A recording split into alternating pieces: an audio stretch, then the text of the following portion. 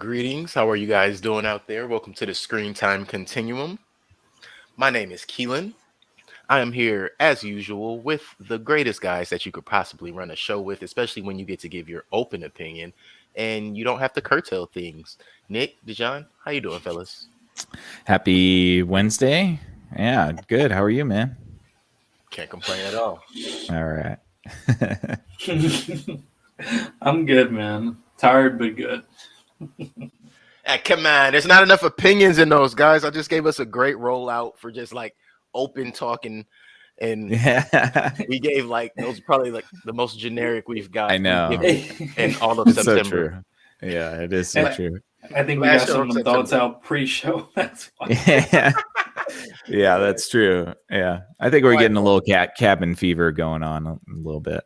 Maybe that's what's going on. Yeah. I haven't dressed up for today's show. Hey, Mango I shirt know. on. Yeah, you got a fancy shirt on. Hey.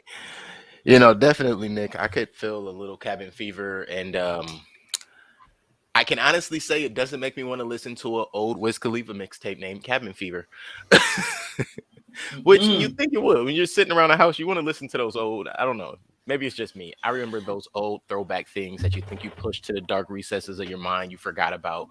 They kind of come up, and next thing you know, you're like, yo, this was great for a moment, but I know why I let it go. The moment is gone. Yes, indeed. So let's move into our movie. Today's episode, guys, is on the movie Malignant. It's a 2021 movie. Well, I'm gonna kind of give a little on the background of it all coming together, right? So it's directed by James Wan. Yeah, British James Asian Wan. man. Right, that's usually what throws me off. It's like, wait, is there a different pronunciation on that? Because technically he's English, but yeah. So it stars Annabelle Wallis, Maddie Hasten, George Young. I can't. Nicole Brianna White is probably who played Regina, the female cop. She's probably the only somewhat familiar face I can say I've seen anywhere before. I thought that was Wanda Sykes. I did too initially, but the only thing that I kind of remembered her face from, and I thought I was tripping until I went and looked, and it really was her. It's like 15 years ago. Like, yeah. Annabelle Wallace is in Peaky Blinders, if anybody knows that show. She played Grace Shelby for like 3 seasons. Pretty good show. Yeah. She's also been in a couple of other things. She was in X-Men. First Class. Okay. You know, I have to throw that. Yeah, that Who's she playing First Class? She plays a co-ed. Literally, that's what she's billed as, a co-ed. Oh, wow. Yeah. That's how they were doing people back then. What was that, 2011? Yeah. So it was written, however, the story is by James Wan, Ingrid Bijou, who was one of the actresses in the movie, and Akilah Cooper. And so this movie, as far as I was aware, I didn't even know that this movie was in theaters at the moment. But it is for sure on HBO Max, which is where I'm sure we all watched it. And it is scored by Joseph Bashara, who he pretty much has scored everything known as a scary movie in our lifetime, at least for the last 10, 15 years. All of the Annabelles, all of the Insidious movies, all of the Conjuring, The Nun, the Vatican tapes. Like it was all of the horror type movies that you saw come up on your apps or across the marquees lately that you wanted to or didn't want to watch. He's probably scored them all at this point. So that was pretty cool, and I actually like the scoring on this movie. I don't know if anybody notices. I'm sure you guys do as my co-host, but the audience, it's something about the scores for movies, man. I just have to know who did the music for a movie. It changes the way I view it. It changes the way I ingest it. So, stopping there for me, picking up here for you guys. Nick, Dijon, what are your initial thoughts on this movie? If you were to just give somebody a non-plot descriptive overview of what you think or how this went for you, how would you say it? It is a comedy in horror movies clothing. and and literally you could probably skip to the last 30 minutes, in my opinion. It sincerely made me feel like I was back in high school. Like, I don't know, something about in early 2000s, just those movies where it's like, you know, you can't say it's bad or you can't say it's good. It's just like you need something to do after you get out of class on a Friday and you just want to hook up with a girl or just want to hang out with friends. Like, yeah, let's go see that kind of thing. Like, shit, like when Disturbia first came out. With fucking whatever, what's the Shia kid's name? LaBeouf. Shia LaBeouf and shit like Paranormal, and it's just like you sit there, yeah, shit like that, and you sit there and you realize like, what the fuck did I just watch? Okay, yeah, but you weren't disappointed. I think that is, and you know it's so funny because that was kind of where I was going with my intro as well, as far as the throwback things that we pushed to the back and then they just kind of resurface. Of course. It makes perfect sense that this movie did give, well, it gave me also some nostalgic feelings, but not necessarily in like, you know, Taxi Driver or Exorcist type of a way, but like you just said, Dejan, and more of a, those movies, some of those movies became cult classics, but at the same time we were wondering like, who okayed this? And this definitely falls into that box for me as well. So now that we've gotten through our non-plot, we should do a spoiler warning because it is in movie theaters. This is in theaters and it is fresh. So definitely spoiler warning for anyone who has not seen and is interested in seeing the movie *Malignant* and cannot take spoilers without ruining the movie for you. Please turn away now. Come back and see what we have to say about this after you have seen this movie. I actually think I might have given away a few things a little too early, but you won't know that until you see the movie. There you go. And for a heads up, you got until I think this October 10th to watch this bad boy on HBO Max. Yes, if not, after that, you have to go into theaters, or you're probably, I think it's a 30-day, 45-day window after that before it comes back to HBO Max. That's what I've noticed with all of the HBO releases. And the only one I don't think I've watched is Godzilla. But anyway, so definitely, if you have not seen *Malignant* and if you are interested in seeing *Malignant*, this is your spoiler warning now. Turn away or forever find out what is going to happen in the hour and 51 minutes of *Malignant* and be mad at yourself for not turning away before you saw the movie. For those who have seen the movie, welcome. We got it here for you. So, yeah, let's just dive in, man. This movie starts, we jump in 1993 Simeon Research Institute, and we meet Dr. Weaver right away. And we hear her talking about this person, Gabriel, and how Gabriel's getting stronger, and they're just not sure if they can handle and or control him. And before I ask you guys how you feel, I love the giggles because I'm there with you guys. Cut the cancer. Yeah. Time to cut the cancer. Like, I can't take this movie seriously. I can't. You shouldn't. You Okay. shouldn't. I think that is the purpose. Like, I wanted to take it serious when I pushed play. And then that first scene, after this first scene, I paused the movie and I said, what the fuck did I do? What do you mean? What did you do? You're giving us a good laugh, man. Yeah. Look, that's what I said. It's these type of movies. Look, I used to get in trouble back in high school because I used to be that person where I'd be like, I'm just laughing, and people are like, "Shut up, man! That shit's scary." Or, "No, it's not funny." I'm like, "It's fucking funny." I should note that this movie is not scary. I don't like scary movies at all. Like I'm not a scary movie type person. This movie is not scary. No. In the least bit. I don't think there was one moment that ever got me like, ooh, that's spooky. So, you know. I disagree on that part. There was two things that spooked me, but after that I was done. Okay. Two things spooked me.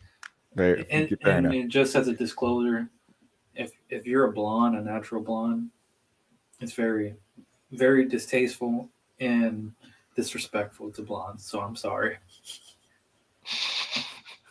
What, the movie?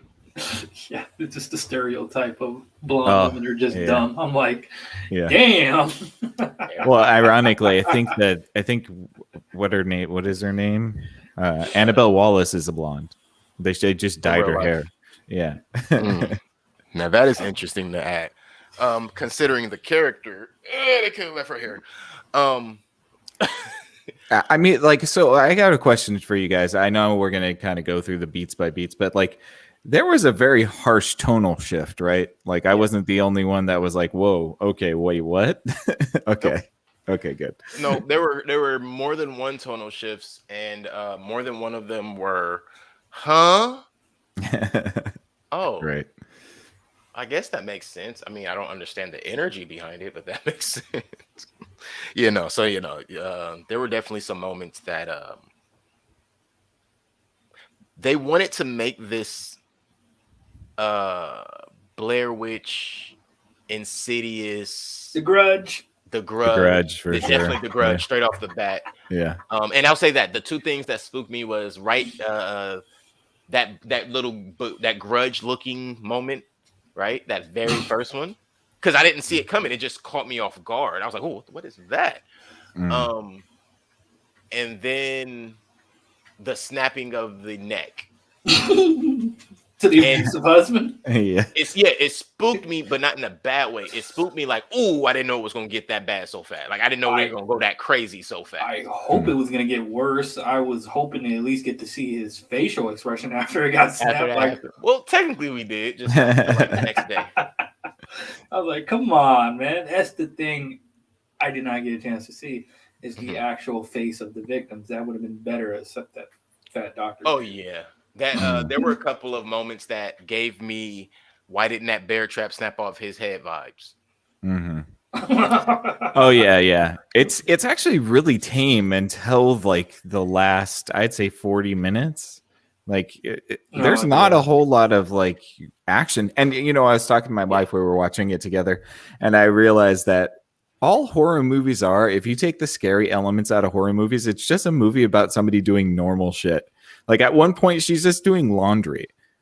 Like that's a whole scene of her just like going down to the laundry machine and then like loading her laundry in the thing. I'm like, if this wasn't a scary movie, nobody would want to watch that. Well, my question is, did the laundry ever get done? Because apparently, no. There was a murder being committed at the time. She was thinking she was doing laundry. That was the thing. And whoever does the laundry, if you're always committing murders. Yeah, and then how is she like? Okay, so we can't get to that question yet because we haven't revealed what's going on yet. Okay, let's cover right. Why is she so? I realized I was about to do abusive husband dying. Yeah.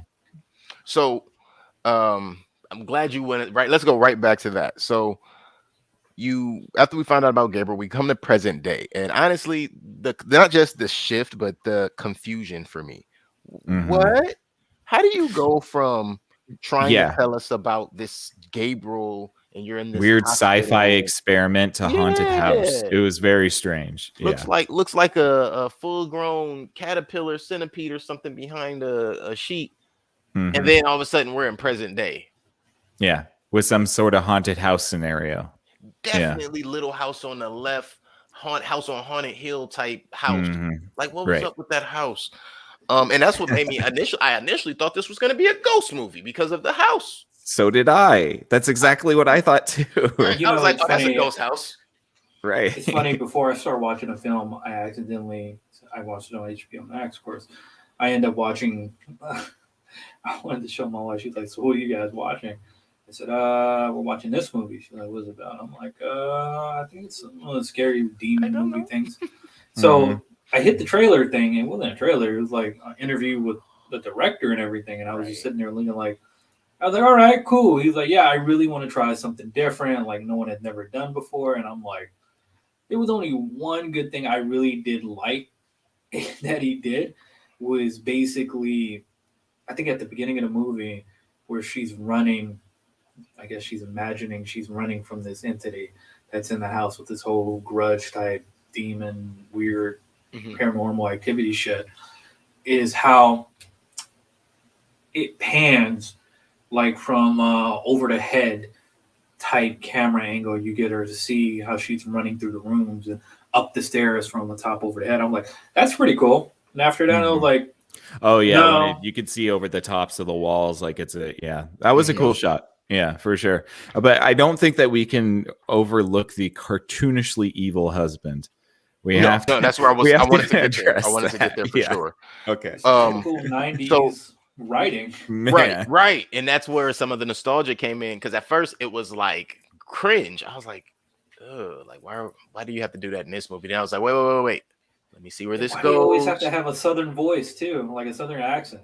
Right. That's what I'm saying. Like, well, because everybody from the South is stupid. Come on. They're stupid. They're evil, and there's no way they believe in Jesus Christ. He's watching hockey. He was watching hockey. He was watching hockey. Yeah. I guarantee you, if they had time to tell us where he was from, it would have been like Texas or Ohio or something. But he was watching hockey. Dude. Bro, I laughed out loud the moment he said, how many of my babies are you gonna kill? Right? I was like, what the fuck, dude? That threw me. I was like, and then I was like, sir, I think you're the one. Yeah, you got her pregnant, man. What are you talking about? You got her pregnant and you're beating on her. Don't tell me you're not beating on her. I see the way you're yelling at her and you in her face, sir. Right. Sir. Sorry, I'm trying to change. I'm sorry, baby. I'm gonna get you some ice. Dude, that turnaround was so harsh. It was like smash her head into the fucking wall, and then all of a sudden, I'm so sorry, baby. Why did it have to be so hard? I'm gonna get you some ice. It was very hard. Some resentment. You turned his TV off, man. Fucking that man hockey up. Dude, that was like what the Mountain did to one of those characters in Game of Thrones, who just smashed his fucking head against the wall. Yes, that was actually exactly how he smashed the chemist. No, Qyburn. Qyburn. That's how he killed Qyburn. Yep. Yeah. So you have Derek, the boyfriend or the husband. We find out later, actually, Derek is the husband and not the boyfriend. And you have Maddie, who we later find out her name is Maddie's son and not just Maddie. Ooh. But she's been having miscarriages. She's had 3 miscarriages in 2 years, and her husband doesn't like it. He assaults her. Then after she gets knocked out, she decides, and she's bleeding from the back of the head at this point, guys. It's crazy. Like, who lays down after bleeding from the back of the head? A nurse. She's a nurse. And she came home in scrubs. I promise you, I didn't have time to rewind and check. And I was like, I swear she came home in scrubs. She did. So she's definitely a nurse who just had severe brain bleeding. And just like, I'm gonna go to sleep now. I'm gonna put myself in a coma. Yeah. And that's all I kept wondering. I was like, maybe this whole movie she's in a coma. Yeah, that would have been great. No, actually. dude, it became very apparent to me. Yeah. All of a sudden, going through the fucking roof. It became very apparent to me, like halfway through it, like after second time seeing her bleeding. I'm like, dude, this chick is bleeding. And come to my thing, I'm like, this thing got long hair. I'm like, dude, I bet you figured it out early. Yeah, I was like, I bet you it's some bullshit where it's like, it's some parasitic thing or like a twin, like a fucking like twin that got caught onto the body and never cut off. And I think I go back to the beginning of the movie, I'm thinking, oh, cut the cancer. It's probably a big ass tumor that decided to like grow psychic powers and shit. And I'm like, what the fuk? And I'm like, ironically enough, I don't think this is the first movie where a malignant cancer cell creates some type of telepathic powers within a host. I can't remember any movies, the movie right now, but I know I've seen that storyline before. You know, it's interesting to me because I think there was some inconsistency in the story, especially I'm thinking about it now, when they tell you towards the very end, they were like, oh, we cut that shit up, try to get rid of most of it. And then we just stuffed it into her fucking skull. All right, we can't get too far into it because that's the best part of the movie. To me, that was where it was like, what? Yeah. Where y'all going next? I'm still here. Let's rock. Hands down, best part of the movie is when they do the reveal. So let's relish that towards the end. Dude, I was like that Leonardo DiCaprio fucking meme from Once Upon a Time in Hollywood. I was like, yes. It's Mephisto. It was Mephisto the whole time. I knew it. So after Madison gets knocked out, I didn't understand the whole she lost the baby. Like the whole her losing her babies didn't even make sense. Like they added one line at the end of the movie when they realized they didn't tie that shit up. Yeah, it was just an exposition explainer at the end. Mm-hmm. I mean, yeah, it was a nice explanation though. Yeah, I said the same thing. It was like, it's like they cut that baby out quick. Like, yeah, damn, like, whoa, like she just woke up and it was just gone. I don't think she was even out for a whole day. No, Gabriel was using that shit like a fucking 7-Eleven Slurpee, like. But he was Capri sitting there. He hit him with the paper tiger. She hit him. Excuse me. They hit the baby with the paper tiger swap. Get that baby out of there. Oh, jeez. No, it was like Big Fish. How he came out. He's like, oh yeah, sliding across to the hospital. Yeah. So I just thought that alone was it came out creepy. And then from the cops, like you come in and you have the cops, they're automatically just not with it. Like Kakoa, which I don't like his name. Give me a background into why he has a Hawaiian name. Sounds Hawaiian to me. Just saying. If that's the case, why? If his name's Kakoa, why was the forensics girl getting ignored for the potential assailant? Yeah, for the potential accomplice of a murderer. Exactly. Because that's what they came in as. I know. A murderer and an accomplice. Yeah. Like does not make sense. Didn't add up at all. There's a couple of things that didn't add up though. We'll try to cross some of them as we go. Mm-hmm. So after that, it's like the scary figure comes back and spooks her, right? I love the auditory visual whole situation that's going to come up with the reveal, because a lot of that at the beginning was making me like, this shit don't make sense. Like, so you mean to tell me this thing is just running around your house? You don't hear it. You don't see it. It's flipping, flabbering around. It's bouncing around like flubber, no Robin Williams. Explain. And then you're going to go back home. And Huh? You know, I was gonna say, oh yeah, no. Not only are you gonna go back home, you're gonna go back home, you're gonna get spooked again, and then all of a sudden you're gonna wake up in the morning and have all of these defenses you're gonna set in. Right. Which is just putting wood against the windows and deadbolts on the doors. Dude. I don't think it matters that much. and this is why I'm just like, this was totally meant for, I'm not going to say really meant for people who enjoy horror movies, or maybe it is. I mean, no, maybe it is. I mean, I'm curious to talk to someone like Big Mike and be like, "What you think?" I enjoy horror movies. This is not made for the horror movie crowd. I can promise you that. So I'm like, that's why I mentioned high school, and I think it's definitely meant for that type of crowd. I think it's an homage to the slasher. Like the 70s slasher movies. I think that's kind of the closest I can say that it is. It's a 70s slasher film. At least in all the killing scenes, I see it. Yeah. I'm like, Freaky does a better job than this movie on that. Yes. Well, yeah, yes, it does. Yes. But Freaky, in my opinion, did their homework. Yeah. Mm-hmm.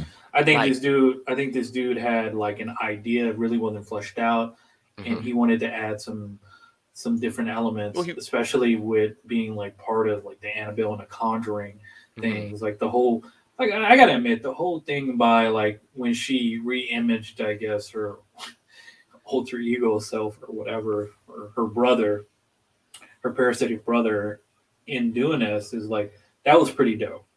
But I'm just like, all right, cool. Like how the effects of her switching into it wasn't enough of a twist. The progression, okay. Yeah, it wasn't enough of a twist to be like, oh man, they totally got me. It was more of like, oh, what? Right. Yeah, it was definitely like all right, what city did y'all write this? Which that's why it was Seattle, Colorado, or Seattle. There we go. You there? Yeah. Sorry about that. I don't know. That's what happens when you stay in a state that always rains. Well, no. I was gonna say if I get what you're saying, the depression level of it, so you just write anything. But I'm thinking if they wrote this in Seattle, California, or Colorado, they were high as a fucking kite. Dude, it was an Asian British guy. What'd you expect? That's what I kind of wish. I That's that fucked up they. to say. I kind of wish that they leaned more into that campy B movie like horror, because I think that that's what they were trying to do with this thing. But the first hour and 20 minutes are like a serious drama and trying to be like a spooky Conjuring movie, and it's just not. It doesn't do that well. Yeah, I would say the first hour and a half is likened to a Lifetime movie. Yes, Yeah. it is. Yeah. And I work for a lot of seniors, and yeah, I probably couldn't tell the difference at that moment. Like, what is this? And they wouldn't be able to tell the difference until somebody got murdered. Right. what you really don't really see any good murders until the whole jail scene. See what I'm saying? Yeah. So one of the other because I can't say this is the last. Like, there's a lot. One of the other moments of like, huh? So the sister tries her key to come in, doesn't work because she's added deadbolts now. My question is, how the fuck do you get a key and you haven't been in contact with your sister in years because of her abuse? Question number one. Yes. Question number. Oh no. She could have given her the key the day before, but yeah, she said my key doesn't work, as if she's consistently had a key, and that's where I agree with you. But also, so where'd you find a ladder to get up to my window? She climbed. I'm gonna tell you, that was the only scary part for me. I was like, oh shit! Oh yeah, her face in the window. Yeah. Then the first thing I'm like, I should make a meme out of that. Only in America. Only in Do it. I will share it. I will save do it. Yeah, I like that she was just standing there staring at the hole that her husband put, her head through. Her head through, yeah. Yeah. And that made WWE me think that wasn't her watching as much as the reveal coming through earlier than me. I guess, but there's a lot of weird fucky stuff with that reveal that doesn't doesn't make sense. So yeah. Because I'm not. So speaking of Seattle, I guess they did shoot this in Seattle. I just remembered the old Seattle Underground was what we thought his hideout was. Right. And it's where he had initially kidnapped his first I wouldn't say his first victim, but the first person he kidnaps that we're aware of. Mommy. And which we discover later is Mommy. Yeah, that's Stewie Lois thing going on. Lois, Mama. Mama. So what I didn't understand about this is that this. You go to find, what was her name? Her name was Serena. You find Serena. How do you know for sure that Serena has a way to contact Dr. Weaver? Where's the guarantee of that? I don't know how this thing found out. It was interesting. This movie is just very interesting in so many levels. Yeah, I have no clue. Yeah. I mean, you have to kind of just like accept that. Accept it, yeah, and go with it. It's like, the movie is going to be silly and just go through it. And you just go through it. It's a turn your brain off thing. But see, that's the thing, is that I didn't know this movie was going to be silly until the last 30 minutes, and that's why. Really? That's why I sat there for an hour and a half, going like, "What the fuck is this movie?" Dude, I sincerely wanted to text you guys at the very beginning of the movie. Same. I knew it was going to be silly, where she was just like, "Cut the cancer." I'm like, "Oh, this shit gonna be great." Oh no! Look, legitimately, after that very first scene, I opened the group chat and I almost sent, "What the fuck is a Gabriel?" Yeah, what is going to be my exact Angel of Death. Gabriel. Oh, I gathered that by the name. But as far as this movie was concerned, like, I was just hoping one of you were further into the movie than I was when I watched the first thing, so that I could ask that question and one of you could answer. And then I was like, nah, let me find out on my own. You know who Gabriel was? He was like, it's the prequel to that kid from the Hey Arnold cartoon that used to breathe over Helga's back. That was Gabriel on the phone. Yeah, I'm coming for you. Which they never explained how that was a thing. The dude was telekinetic. I'm like, how? Telepathy don't explain that. Like electrokinesis. Telepathy doesn't explain the ability to control microwaves. Yeah. I thought it was like some poltergeist shit. Yeah, I thought so too. That's why I thought this was a ghost movie. Right. And that's I'm certain parts even made me think that at a point they were writing a ghost movie. Like some of the microwave controlling and all of those. Well, because when the monster first shows up at the chick's house and kills the husband, it looks like a shadow. It does not look like a human. It looks like a shadow. Yeah. So they did that on purpose to kind of confuse you. Then you got the couch thing too, like the little in the couch. Mm-hmm. Oh yeah, when it lifts. And so you have the couch. You also have when she first arrived home from the hospital, there was a little black marker or like something shadowy looking in the top right window of the house. Right. And then as the camera pans out, what you see is it's the shadow, it's the overcast of the tree.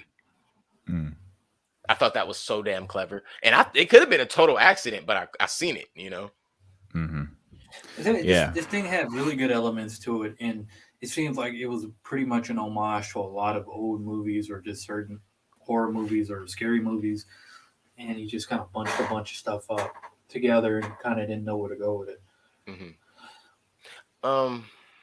Since we've kind of gotten into it, we know that we have Gabriel, we have Madison, who we find out later. Madison is also Emily.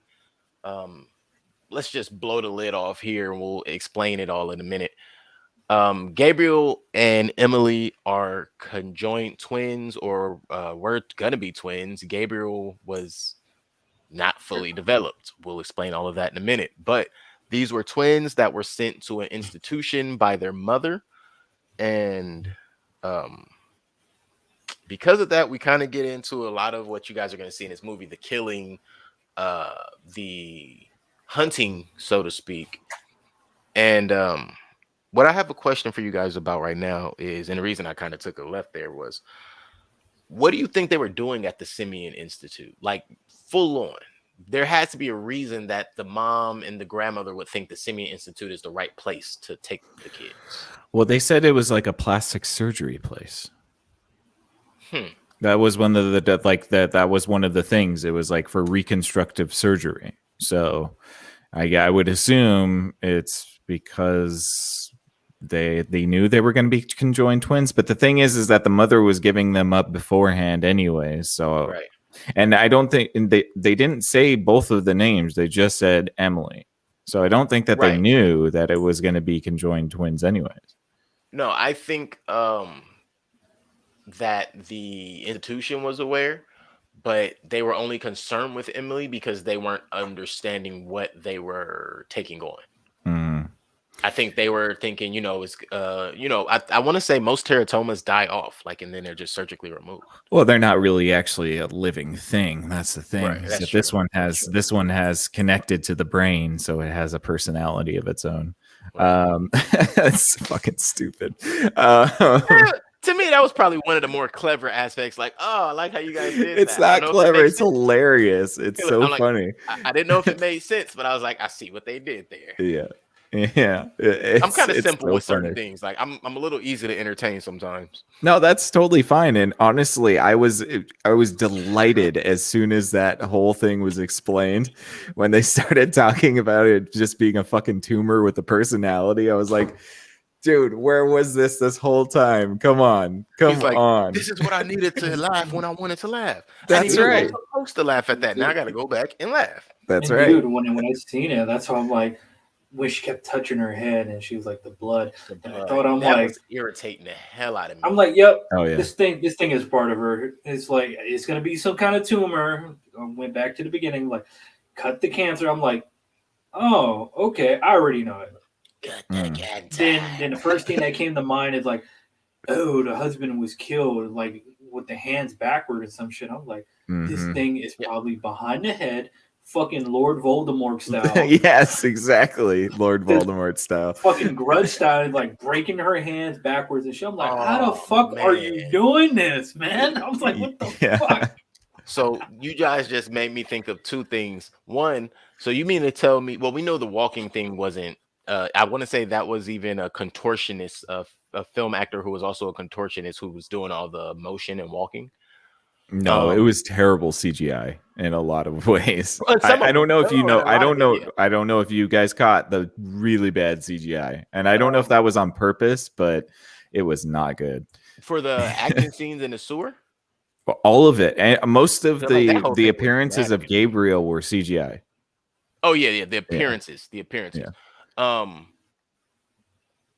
Kind of lost my train there, but essentially it was along the lines of how they pulled aspects of from different movies, and it's like, oh, I thought that was even a little original. No, now I remember where you got that from. Like, yeah, a lot of homages to the and of course the contortion and the weird hinky movements and stuff. I actually kind of liked that because honestly, I didn't catch on to the because I didn't think it was going there. See, this is my problem. I didn't think that it was going to go to the point where it was literally just like a tumor monster coming out of her head. Like, I thought it was like a legit twin. You know what I mean? Like a separated twin that was like, that was a part of the same experiments, and then like he was left behind or something. I thought we were gonna find somewhere between twins and Stranger Things. Right. Yeah. That's kind of what I was thinking too. Like, oh, the brother, he must have not made it out of the fucking institute or whatever, Honestly, that would have been a better story though. Because that's what I was hoping for too. Right. Until I start piecing shit together, I'm like, all right, I know what this is gonna be. But then they'd have to put down the weed. No, I'm joking. What if it's all in her mind, man? What if it is her mind, man? Until the very end of the movie, there you go. She's like, I'm in control of this motherfucker, this vessel. I'm gonna make you think. Oh, that bugged me. I wish she had at least done some peyote or ayahuasca before all of a sudden she's in full control. Right. It was all it took was her sister to be like, "Hey, could you stop, please?" He took your babies. He took your babies. He's been drained. He was drainage in that shit. Milk shaking your babies. Like, two things. Gabriel Straw was from up there to down there. He was just like, I drink it up. Drainage. Can I say this real quick? And it bugged me because it's like they supposedly suppressed him, put him away, but she forgets everything before the year she's put in this foster family. Yes. But all of a sudden, this dude is still there. Talking. But she also remembers Gabriel while she's at her foster family, right? Because they were concerned about it. Which means there was nothing put away. There was nothing. How did she forget? And how did she didn't? It was just surgery. Yeah, but Gabriel had already been removed by the time she got to the foster family, and she was still talking to Gabriel. Mm-hmm. But at this point, she's learned to not be so open because she was being punished probably at the institute. I think you're being too kind here. I think you're being too charitable. How many times did they shock her in the brain with the electrodes? I love that they tried to cut Gabriel out, but then they were like, fuck it, good enough. And just stuffed the rest back into her brain. That was crazy, though. Like, you really just pushed a whole face into a brain. And that makes me think, like, maybe I don't know enough about physiology. How large is the brain again? How much space is in there? Right. At the end, in the fucking I'm sorry, I was just busting up laughing. I'm gonna be straightforward. I was watching this on a toilet on my break at work, and I'm just like, and she's just doing the shit on the back of her head, and I'm just like busting up laughing, like, what the fuck is going on? And everybody in that jail cell is just like, oh shit. Right. Well, she's clawing into her head. What the fuck? She should be dead. She should lose more blood than that. Oh, way more. She should have been losing way more blood. But I mean, hey, it's like Wolverine and his claws. Great. After so many times, the body kind of adjusts. Bro got a healing factor though.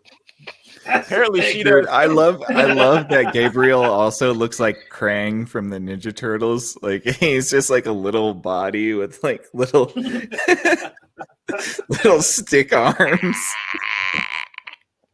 Man, look, they did their best, man.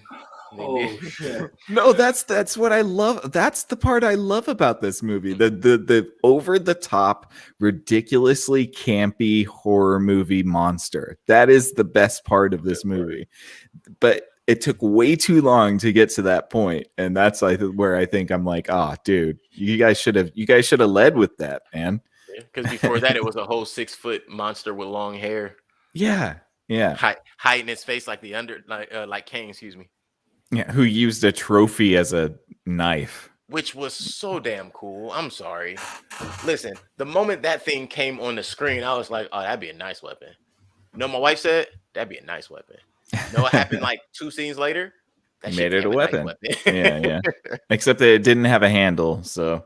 Well, like technically, but see, here's my problem with it. It didn't have like a handle grip, but you use it like what are those things? If you're holding a knife like that, you're gonna cut the fuck out of your hand. Right. I mean, that's what I was thinking. There should have been all of this should have been torn up. Yeah. Especially with the amount of force and velocity that just stabbing people's faces. I mean, skull bones are very hard to puncture. Yeah. You get me. Also, can we just for a moment take note on how strong Gabriel was using which makes no sense. Backwards? How strong can you be throwing at the end? It reminds me of a scary movie. This is my strong hand. And definitely he got way too Gabriel became way too coordinated in Emily's body at the end of the movie. Oh yeah.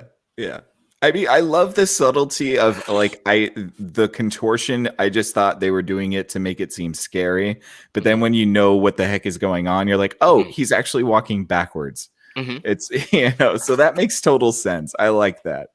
But yeah, I do think it's strange that he would be stronger than, I mean, she's like 1.25 humans. She's not that strong. It's been my body the whole time. And that thing was doing parkour really nicely backwards and shit. Yes, indeed. Yeah.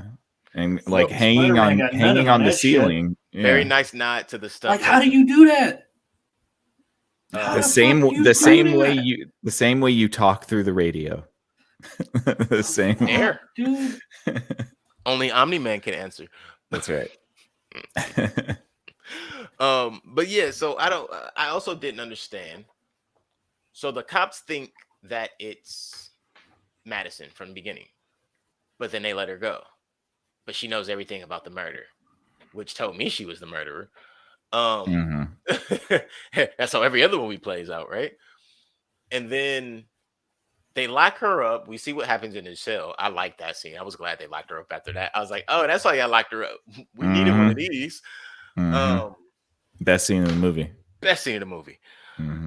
Crazy to me though, Sydney, her sister, goes off to the Institute, which is this large Count Dracula castle, Transylvania looking castle on the coast of Washington somewhere. I was just about to say on the coast of, I guess, Washington's Malibu side. I don't know. Yeah, Shutter Island. Shutter Island. Yeah, that's probably where they shot Shutter Island.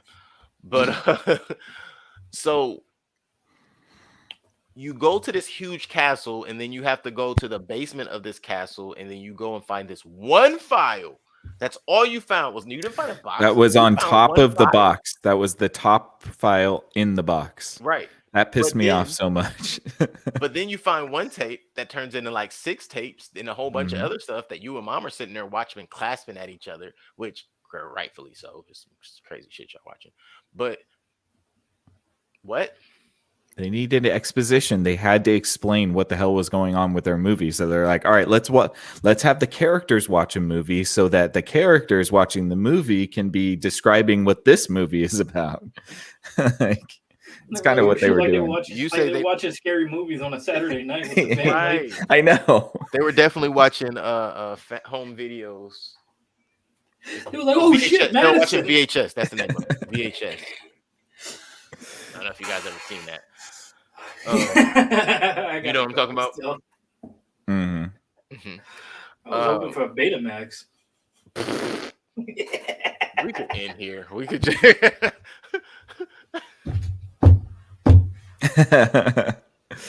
oh nice. man. Shit. So after she finds these tapes and they discover that the lady that was kidnapped is Serena May, their mother. Oh, why didn't he just kill mom? You want her to suffer, man. Yeah, apparently. Like you see, Oh, she didn't love me enough. He wanted her to watch him kill some girl that's not related to her. Right. He had a hard on for Because her, nobody dude. knew who she I'm like, was. wow. Yeah. Then You made me forget me. Like, what? and Seriously? how would Gabriel know who mom is and where she's at today? Oh, okay. No answers for you, man. Then that big old fan that's on the attic that he stashed her in. Why do we not see that from the outside? Probably the back of the house. We only get shots of the Nope, front of it's the in the house. front. No, it's in the front. Do you know what? We're gonna get it in a prequel, man. There you go. I see a second part coming. Oh, Or a prequel coming. How? Because At he's the still end. alive. The He's in return of brain. Gabriel. pretty much. It's going to be called Gabriel Returns. No longer Malignant. No, it's just gonna be called Gabriel. No, it's Wait, going to be wait. called It'll be Malignant. rebranded. Malignant 2 in Remission. That's what There it you will go. be. No. There It's you going to go. be called Emily's Baby. Because she's going to be Emily's pregnant Baby. again. Yeah, and Oh, he's God. gonna he's And gonna it's gonna fucking be milkshake his Gabriel. way to the baby. Yep, Yeah. and Gabriel's going to be the baby. She's going to have a son and name it Gabriel. And then she's going to think Gabriel's still in her head. And nope, you just It's did. gonna be like the fucking. It's gonna be like fucking This Chucky's is going to be Bride. a murder baby. It's gonna be like fucking Yeah. Chucky's Bride with the little baby running around with sharp teeth, killing shit. Just crawling on shit. It's going to be a male orphan. Or this movie called Mikey from the Orphan. 90s. Or the 80s, whatever. But it's basically the male version of Orphan. Oh. So yeah, we already know he's a teratoma. We already know that he's connected to Madison's brain and they share a brain. And because they share a brain, he could take control of her brain and then turn her audio and visual senses off and take total control of her body. But I thought they only shared a brain, now they share a body because the brain controls the body. I thought the heart controlled the body, but that's another Stop conversation. My head. Ah, get out of my head. And what happens when you get a turkey with 2 feet instead of 4? That's right, cream corn. Thanksgiving dinner. Man, Oh man. what a silly idea. I absolutely love the silly idea, but I hate the rest of this movie. Hey, I'm too tired for I- this. But I love it. the beauty of these movies, man, and this the way all of this goes, is you can't really go wrong. Like you can go terribly wrong, but it's not wrong because it's already been cut, edited, printed. They're getting paid already, and it's already been done. Hey, you sure it was edited? It's like fucking final It was shot. not. It was not edited. I don't think There were so many harsh cuts and strange like splices of random scenes that didn't need to be in there. Yeah. Army of the Dead was better edited with Tig Notaro. Oh no, you can't say that. That's it's just Zack Snyder does not know how to edit anything. I would personally hope that he's only advising the editing, but I totally get you. Oh, well, he hires bad editors then. Sorry. I don't know how to edit, so I'm just talking shit. Don't mind me. Hey, but we know how to critique though. sure. Yeah. Right. It's the easiest job in the world. We stay in and our critical lane. about things. Yeah. We stay in our lane. We'll stay in our critique lane for sure. That's right. That's right. But yeah, so from there, I mean, this movie is pretty much wrapped. There is the scene where they find out after Emily or Madison has been taken over now by Gabriel and he's killed every other female in the jail cell, killed the officer and broken out, and now somehow killed everyone because he's impervious to bullets. Yeah, because he just kind of he was away. definitely getting shot. He was definitely getting shot. Definitely getting shot. Even with, especially so gets all the way through everything. Throws a chair I love that scene. What's I that love about? that scene. What do you guys think that was? Across a 20-foot room, I was just about to say, 20 or 30 feet. you think that was like a Tom Brady first down? That was a good first down for Definitely sure. a first For down. sure. Okay, cool. I was thinking the sound like that looks like a first down to me. I like my wife and I just literally busted out laughing as soon as they hit that chair, hit them. Because at first I was like, "Oh, he's gonna throw it through the window and jump out." What? Yeah. It hit both of them. Hit Spot on both the back of of the them. head. Yeah. I had to I was really over here like, all right, you could just end this shit now. Like, y'all are doing too much. Gets to the hospital though, and I don't know. I feel like he wasn't trying to kill Sydney. Definitely wasn't trying to kill Mama. He just wanted love, man. Right.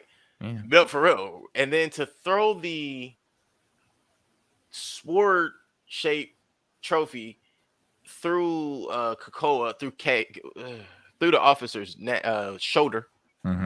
Throw it through his shoulder, which again, a lot of force and velocity, and you definitely broke a collarbone. That man should be screaming and writhing in so much pain right now. Man, fuck that scene. For some reason, that dude went jumping his shit, following this dude from that dude's bedroom. I'm like, you had this whole fucking 6-minute bit of like going through your stream of chasing this thing. Shoot him 3 times and get stabbed, and you're done.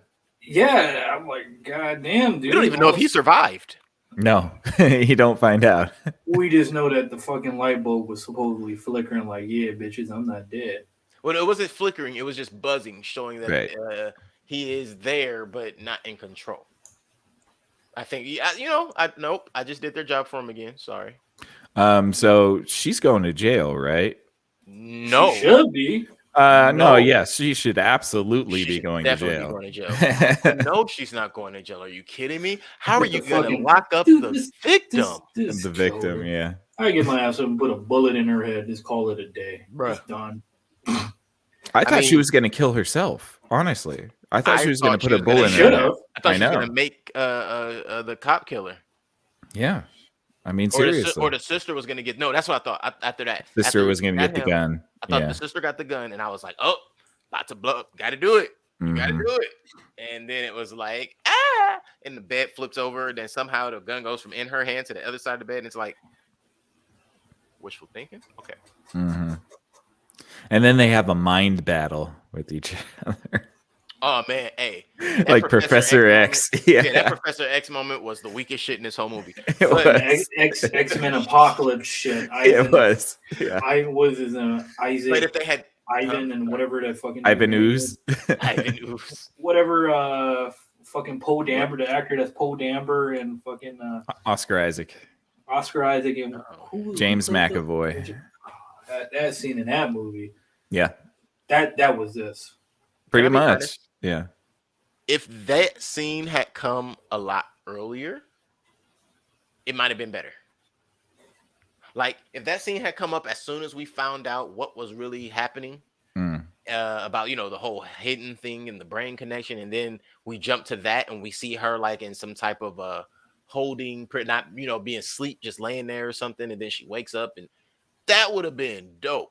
I don't care if it would have took us to 2 hours and 30 minutes, but it would have been nice. Like where you could have just cut out the laundry scene and all the other superfluous bullshit that was there before. How would you know what kind of fabric softener she uses? That's a good question. We don't even get a chance to see that. You didn't see the Arm & Hammer in the background? I'm joking. And why was that lady's face in there? Oh, it was because she was having the dream was starting. Okay. That was her first. Okay, so now that we've talked about it, how is it that she's in her laundry room, but then also across wherever the fuck killing somebody? So she was never in the laundry room. That's a part of what they were explaining, that Gabriel was able to make her think she was make an living illusion. Yeah. Okay. Built this world in her head, and that's where it made sense. Flimsy. Smoking, yeah. Like you'd have like these smoky, the scenes are changing in the background, and it's like, no, it's a mindscape. Also, do you guys remember when Kiki was running after the monster, And then they go into that underground area, and then it's like full of smoke and fog. That bugged me. I'm like, where the fuck this come from, dude? There's a fog machine in here. What's going on? Oh no, that was a steam room. Come on, It was guys. a steam. It was a sauna. Where's your finger? Here's the pulse. No, yeah. Another one of those moments where I was like, Like it's so Seattle. Figure the hard part out, huh? The rooms are not steamy. It's fucking raining. And I've never seen fog settle on the ground, if I'm being honest. I mean, like with everything else clear, and then there's just fog on the ground. When does that I've ever ever happen? seen that was dry ice. It's the only dry ice, yeah, absolutely. Yeah. And I only know that because I don't know if I'm licensed to, so I probably shouldn't say this out loud. But dry ice. I just realized, like, oh, you need a license to do that. I'm not gonna say that. So yeah, it all ends with like we said, Maddie is in control, or excuse me, Emily is in control. Gabriel is in a mental prison of her makings. Mom watches her and watches Madison, who she's not Emily outside of her brain. She's only Emily with Gabriel. But she's Madison with Sydney. So Madison and Sydney are hugging, and she's her sister, and she didn't know it the whole time. And Mom is smiling. I thought Mom was dead. Me too. Me too. I did like, too. oh, is she alive or not? Not to mention the fact that there's 30 police officers dead and like 20 people in a holding cell dead. Nobody's coming for her though. Yeah, that's true. Everybody's dead. So sister had a crush on the cop that was trying to help. Where's he? Dead. Dead. Yep. Prove me wrong. You can't in this version. You're gonna have to wait till the second movie come out. Yeah, I think the only people that survived is the CSI girl and the partner that got vivisected. But we don't know if she bled out. Right. I mean, she did literally get almost disemboweled. So, yeah. I definitely saw a piece of pancreas hanging out on the left side. Yeah. Yeah, she might not make it. But yeah, so full circle, it really just ends with the girls embracing and a buzzing of a light. Mm-hmm. Now the post-credit scene doesn't exist, but God, thank God. I don't know. I was into this movie in different points. I was really I don't know if the word excited fits, but I was interested. It had me for a minute. I was like, all right, where are we going? And then there were like more moments though where I was just like, nah, y'all didn't do that. Y'all just messed up a good point. Y'all was going good. You did that though. And from there, let's give our final thoughts and our ratings, I guess. Because anything else particular you guys want to bring up? Anything? No, I think we could do final thoughts and ratings. Sounds good to me. You don't want to discuss tumors anymore? Nah, I'm a little bit tumored out today. So yeah, I'll even spearhead this with as it is my episode. My final thoughts. I didn't hate this movie. It's very much so like a lot of those movies we were talking about, the Jennifer's Bodies and all of those type of movies. If it were to come on FX or something, and I just happen to be passing through a room or flicking through the channels, I might watch it again. But I can't say that I'll open my application and hit play again. With that being said, excuse me. If someone asked me to open my app and press play again because they hadn't seen it, I'm probably inclined to do that because I do feel like sometimes when you only see movies once, you could have missed something, and a second watch couldn't hurt anything. With all of that being said, I have a rating for you guys. Do it. I'm going to rate this movie a solid 6. Okay. I kind of liked it more than some of the movies that are rated a little higher than that, but as I said before, I am readjusting my scale. So I'm going to rate this a 6. So what do you think? Fair enough. Final thoughts and a rating? Yeah, I didn't like this movie until the last 30 minutes, and then I thoroughly appreciated how ridiculous it was.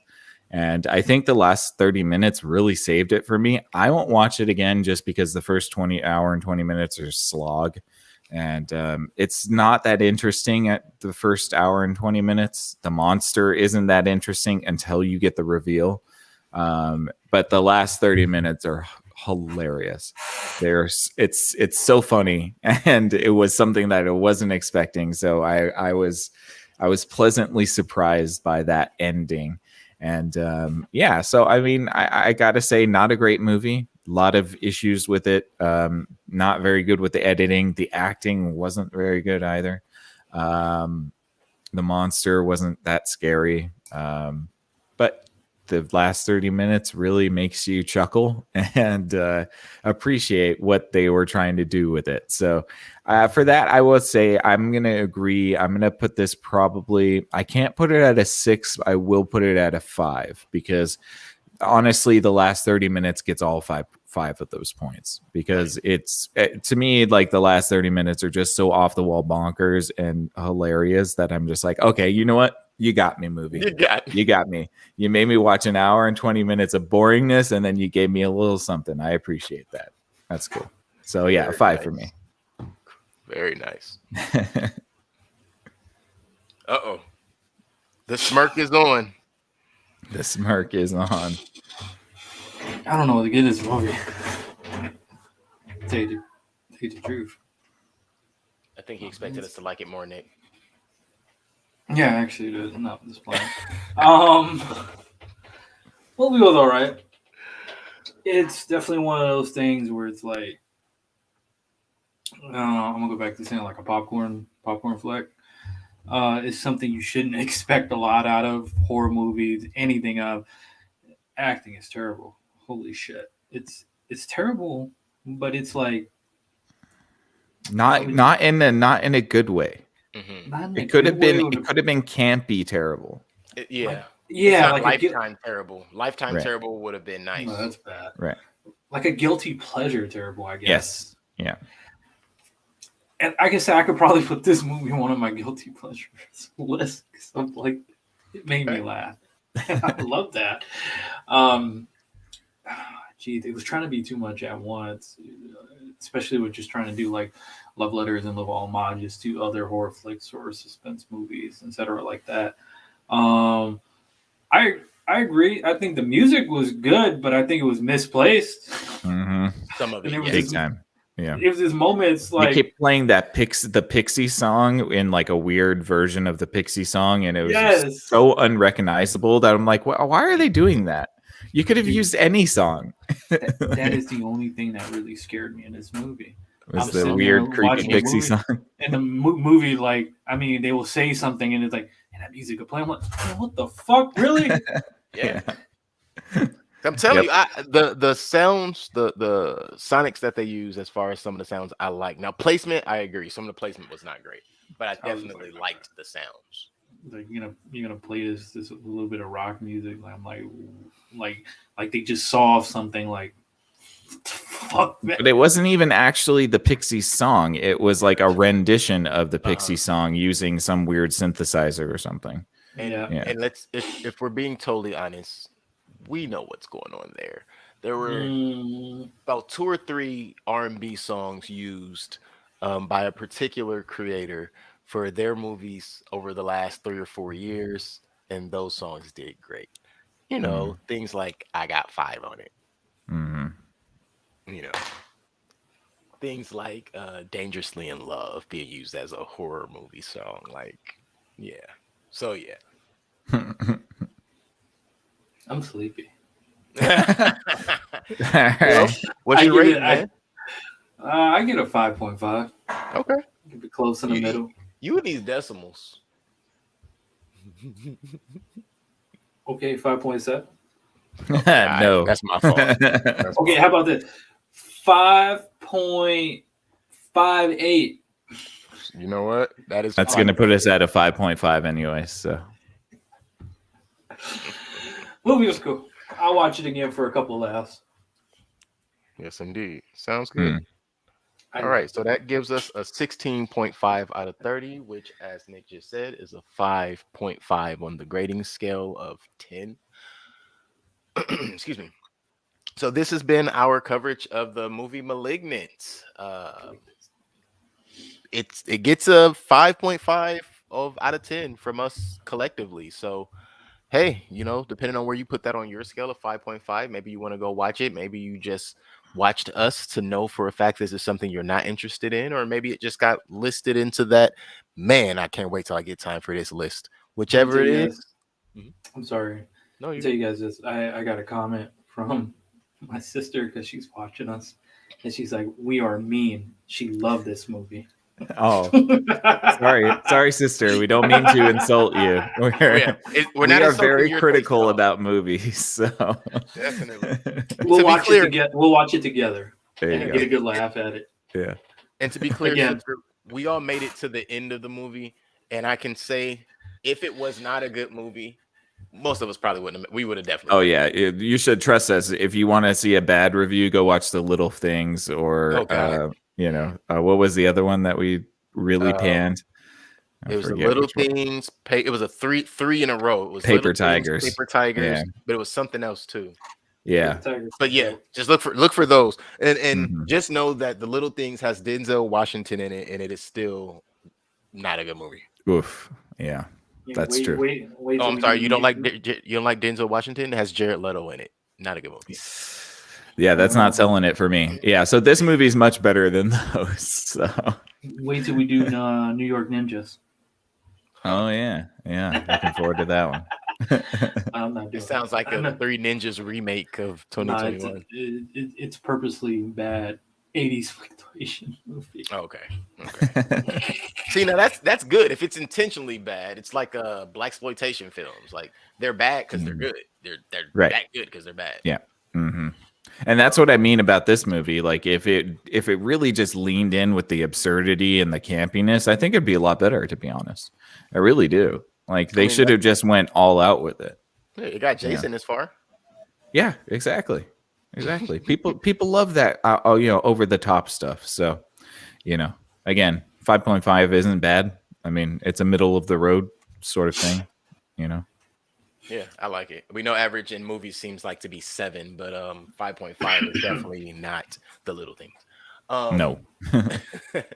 So yeah, guys, this has been Malignant. As I said, we really appreciate bringing these movies to you, these features that maybe you haven't quite gotten to, maybe you're interested in, or even maybe you've never heard of. We enjoy breaking these things down and bringing them to you guys in the public so that you guys can get some outside thoughts, some opinions that are not of your own volition. And we aim to please in that manner alone. If you don't like what we say, come back. You'll love us tomorrow. If you're interested in anything else that we have going, if you're interested in any other podcast that you would like to add to your playlist or just add to your palette in general, come on over to us at the Thinkering Talks page and find out that we have the Exofathom, which comes on Mondays and Fridays. The Exofathom is hosted by Nick, Ayla, and Mike. They talk about all kinds of things over there, from conspiracy theories, CIA files. I want to say you guys have had episodes on even like God complexes and things of that nature. Yeah. Yeah, mythology, philosophy. Yeah. We just did an episode on Ouija boards. Ouija. So go check that out. Yeah. For those who are a little afraid of Ouija boards, I tuned into that episode for a little while, and it is not a spooky episode. It is very informational. However, if your imagination roams too far, you might spook yourself, which, it's just kind of what happens when you're talking about certain topics. Excellent episode, in my opinion.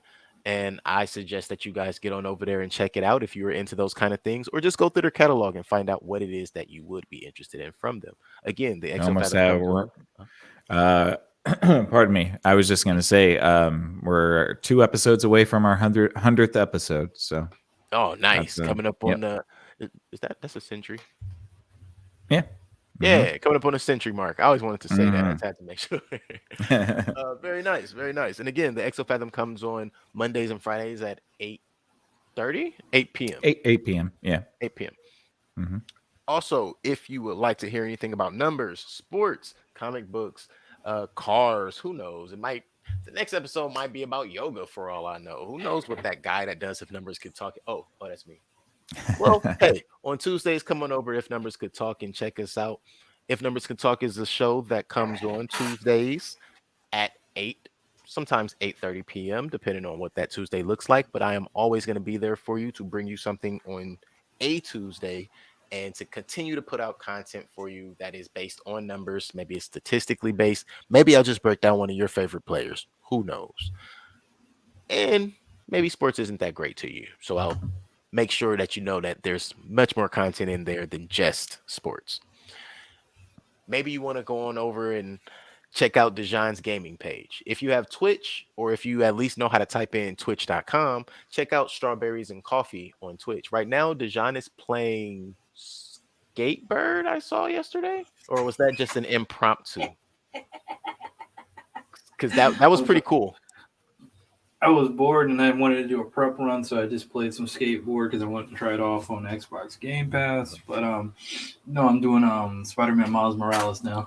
Okay, Spider-Man. So we're still in the Spider-Man saga. I want to add, for those who are not aware of uh Strawberries and Coffee on Twitch. Strawberries and Coffee comes on Twitch Tuesdays and Thursdays between 10 and 10:15 is when he'll start for you guys on those evenings.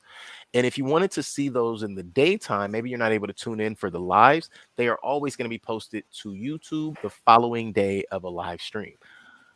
Now, I wanted to say, when I saw the skatebird, I thought that was really cool. And the first thing I thought was, so Tony Hawk just like bought out Angry Birds or something? Like, what's going on here? It's an indie game that's on Game Pass. Yeah, I'll be downloading it later because that is pretty cool. And I didn't know what you were. I didn't know if you were on PC playing it, if you were on a PlayStation. I was like, I gotta wait to talk to this dude and ask him what's up with this. So, and as you see, guys, we all enjoy the things that each of us do. So we support each other. We make sure that we let each other know when we are paying attention to those things, simply because we are a part of the same public that you are. And when we are not in front of the camera, we are watching the screens just like you, enjoying all of this great content that is being created. And so I want to, I have to ask, guys, did I miss any of our shows today? I got the Exo Fathom. I got If Numbers Could Talk, Strawberries and Coffee. We're here on Screen Time Continuum. For those who are new to Screen Time Continuum, who have never tuned in, and Malignant is the first time that you found us, please tune in more on Facebook and YouTube, as well as all of the other channels will be available on Facebook and YouTube. The Screen Time Continuum is here for you every Wednesday and Sunday at 8:30 p.m. And I want to say we're coming back around to Nick's selection. Westworld episode 5. Westworld episode 5. We are on the way. Yes, indeed. And again, for those who are not aware, who have not ventured into the West world, please come and check us out this Sunday when we jump into episode 5 of season 1 from Westworld. And if you are not a Westworld fan, you will be after your first episode, because I wasn't and I am now. And if you are a Westworld fan, come see what we got to say about Dolores, because I got some questions. For the most part, guys, I appreciate you guys as much as I appreciate my host for being here with me. Nick, Dejan, I appreciate you guys. Always a pleasure. Definitely.